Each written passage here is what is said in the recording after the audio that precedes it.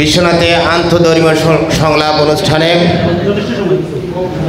উপস্থিত সম্মানিত সভাপতি, সাবেক ছাত্রনেতা, বিশ্বনাথের রাজনৈতিক অঙ্গনের উজ্জ্বল নক্ষত্র প্রফেসর মুনায়েম খান সাহেব আজকের অনুষ্ঠানে প্রধান অতিথি হিসাবে ইতিমধ্যেই বক্তব্য রেখেছেন। বিশ্বনাথের ভূমি অফিসার আলাউদ্দিন কাদের সাহেব আজকের অনুষ্ঠানে বিশেষ অতিথি হিসেবে উপস্থিত রয়েছেন। বিশ্বনাথের ভারপ্রাপ্ত কর্মকর্তা ওসি মহোদয় রুবেল মিয়া সাহেব আজকের অনুষ্ঠানে বিশেষ অতিথি হিসাবে ইতিমধ্যেই বক্তব্য রেখেছেন। বিশ্বনাথ ইউনিয়ন পরিষদ থেকে নির্বাচিত চেয়ারম্যান দয়ালউদ্দিন তালুকদার সাহেব আজকের অনুষ্ঠানের বিশেষ অতিথি। দেওবলস ইউনিয়ন পরিষদ থেকে নির্বাচিত চেয়ারম্যান জনাব ফখরুল ইসলাম মতসিম সাহেব আজকের অনুষ্ঠানে বিশেষ অতিথি। সাইফুল ইসলাম আকলিমা চৌধুরী, সাবেক ছাত্রনেতা কাউসার খান, ছাত্রনেতা সাজু আহমেদ, সাবেক বিশ্বনাথ উপজেলা পরিষদের ভাইস চেয়ারম্যান স্বপ্না শাহীন, জয়নাল আবেদিন, রাজনৈতিক নেতা শঙ্কর দাস শঙ্কু সাহেব, জনাব কাজী আব্দুল ওয়াদুদ সাহেব, সাংবাদিক রাজু আহমেদ সহ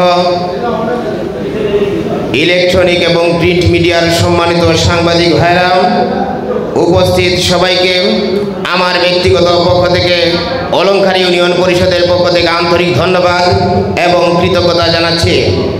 আজকে আন্তঃধর্মীয় সংলাপ সম্প্রীতির সুনিপুণ বন্ধনকে আবদ্ধ রাখতে যে উদ্যোগ গ্রহণ করে হাঙ্গার প্রজেক্ট যে উদ্যোগ গ্রহণ করেছে, আমি এই জন্য এই প্রজেক্টের সকল কর্মকর্তা এবং সদস্যবৃন্দকে ধন্যবাদ এবং কৃতজ্ঞতা জানাতে চাই।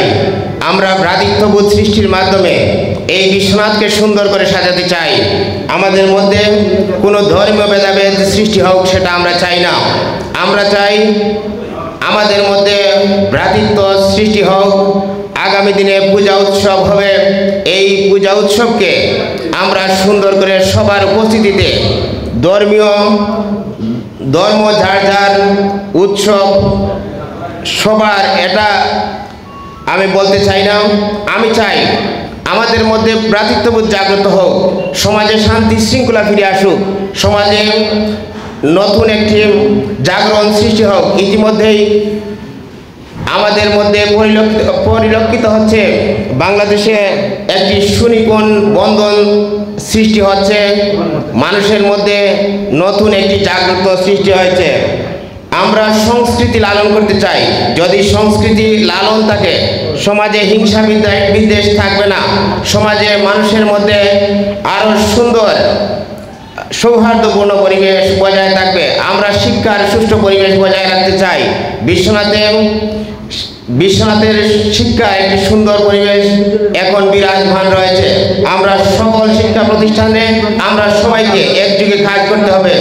আমাদের সমাজ শিক্ষিত হয়ে উঠুক, সেই লক্ষ্যে আমাদের কাজ করা একান্তই প্রয়োজন। ইতিহাস ঐতিহ্যের ধারক এবং বাহক হিসাবে